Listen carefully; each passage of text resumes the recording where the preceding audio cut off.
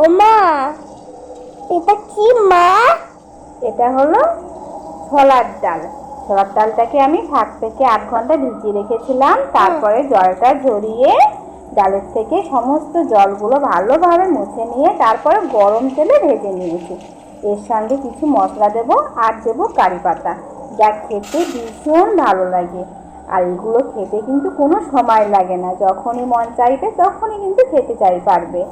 আর সব থেকে বড় কথা, এখন তো এটা বর্ষাকাল, মানে সবসময় তো বর্ষা হচ্ছে, বিকেলবেলা বা সন্ধ্যেবেলা খেতে যে কী দারুণ লাগে। আর এটা ভীষণই মুচমুচে হয়। দোকানের কিনে খাবার থেকে বাড়িতেই কিন্তু কম খরচে আর খুব কম সময়ের মধ্যেই বানিয়ে নেওয়া যায়।